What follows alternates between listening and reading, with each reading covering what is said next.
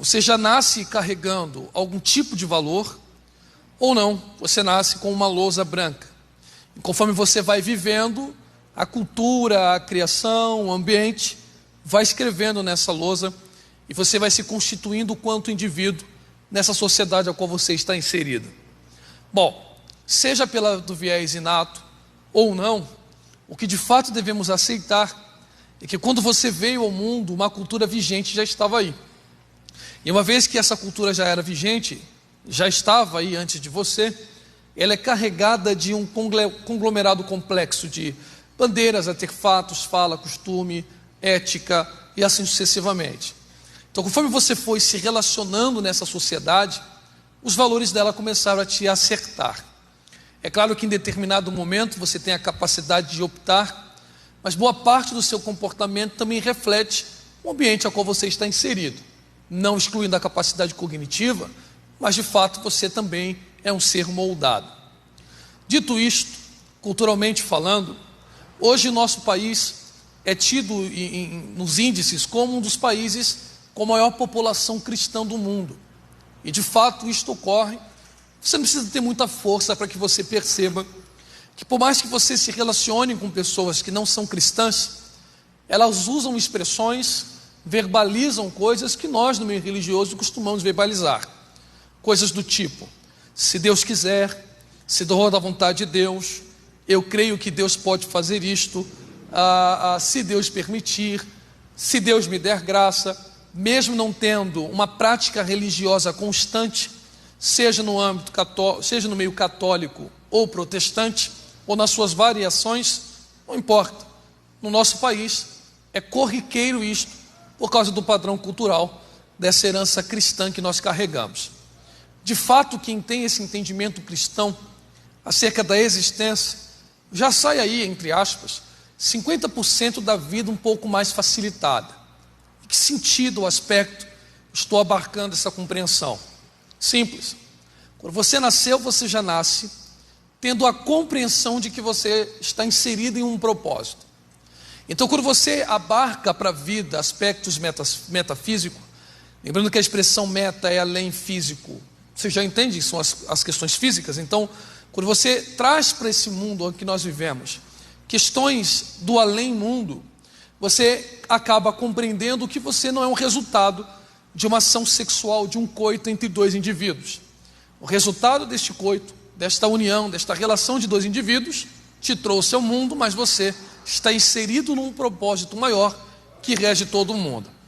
A partir do momento que você crê que há um propósito na sua vida e que você precisa se encaixar nesse propósito divino, as suas preocupações serão não só de ordem física, mas também espiritual. Então vou aqui vincular mais o nosso meio, e o que ocorre é simples: devo ou não trabalhar? É da vontade de Deus eu trabalhar naquela empresa ou não? É da vontade de Deus eu fazer tal faculdade ou não? É da vontade de Deus eu fazer aquilo ou não? E como diz o texto do Novo Testamento, só podemos dizer que faremos se Deus assim permitir. Então nossa ideia é sempre esta, de que as nossas frustrações ou as nossas decepções estão vinculadas a um desencaixe desse propósito divino. A proposta que eu quero fazer aqui de maneira inicial é: e se nós retirarmos essa compreensão metafísica? E se propomos entender a vida de uma forma rasa, grosseira, bem curta, mas sentar aqui, propor um pensamento? Se Deus não estivesse, e se nós estivéssemos aqui em uma reunião acerca de uma palestra da vida, sem vínculos divinos ou espirituais, como nós poderíamos compreender a vida aí num sentido bem básico? Então, quando você tira essa questão física e encerra a sua existência só neste mundo, o ser só pode ser dado nesse mundo. O que significa dizer que todas as minhas realizações quanto indivíduo só se dão aqui, não se dão no pós-vida, no além-vida ou no pós-morte. Então, se o meu ser só se dá aqui, eu estou em constante projeção, porque eu tenho duas opções. A partir do momento que eu tiro Deus da história e passo a enxergar a vida só no seu aspecto terreno, ou eu passo a viver a minha existência parado, não me deslocando, não me propondo em projeção, apenas dizendo, nasci, estou aqui e não me desloco. Ou eu venho a propor a deslocar a minha existência a algum tipo de projeção, a fim de dar um sentido à minha vida enquanto indivíduo, enquanto ente. Então, quando eu tento deslocar a minha vida para dar um sentido à minha existência, sem abarcar aspectos metafísicos divinos, a vida acaba se resumindo, no mínimo, em 3 aspectos. Primeiro aspecto, liberdade num conceito mais brutal da palavra. Por que brutal? Porque nós cristãos sempre vinculamos as nossas ações numa preocupação de encaixe com a vontade de Deus. Se nós tiramos Deus, uma liberdade brutal. Eu, a partir de mim, redundante, ou da minha própria razão, tentarei nortear os meus passos. E a partir do momento que eu tento nortear os meus passos, a vida cai no segundo aspecto. Ela será angustiante. Por que angustiante, Carlos? Simples. Porque quando eu falo da angústia, eu já pus terceiro aspecto, porque a vida se resume em utilidade. Então eu vou explicar para que você entenda melhor. Alguém daqui ouvir, diga amém, por favor. Amém. Nós vamos chegar lá. Bom, então como Deus não existe e eu não tenho uma preocupação em me encaixar com um propósito divino para reger a minha vida, a partir do momento que eu começo a perceber que eu cheguei numa determinada fase da vida, denominada maturidade, a partir dela, eu preciso nortear os meus passos, ela será angustiante, porque quando eu olho para tudo, tudo se encaixa. Então, como eu não acredito no pós-vida, ou pós-morte, que existe uma vida depois daqui, eu começo a enxergar aqui e percebo que aqui tudo se encaixa, tudo faz sentido. A cadeia alimentar, a água salgada, a doce, o céu, as nuvens, a condensação, e etc. E eu preciso me encaixar. Então, por exemplo, Freud, que aqui no Brasil a questão da psicanálise não é um ensino superior, mas é uma escola da psicologia, você verá que ele escreve um livro chamado Psicologia das Massas, onde você compreenderá que o ser humano tem necessidade de relação. E de fato é verdade. A solidão, ela é ruim. E para eu me encaixar, me socializar, me relacionar com as pessoas, eu preciso ter algum tipo de utilidade. Então, a partir do momento que a minha existência não é útil, eu já não me encaixo mais nesse todo aí complexo.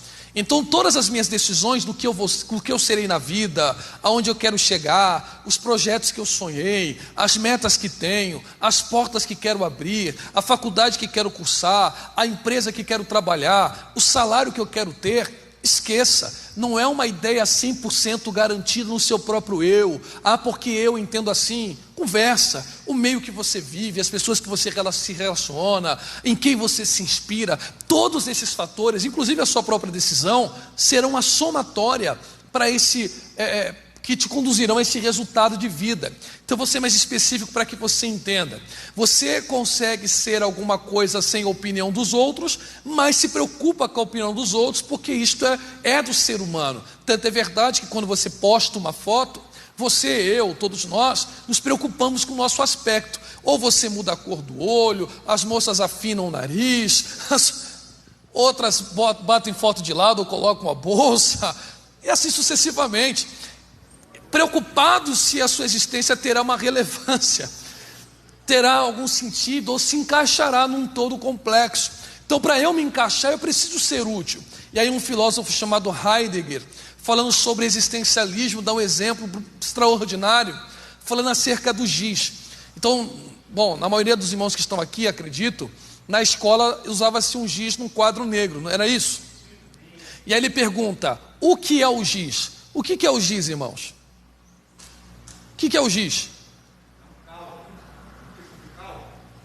Perfeito. Ele respondeu perfeito, mas a maioria das pessoas diriam, o giz é um instrumento para escrever, assim como a cadeira é um instrumento para sentar.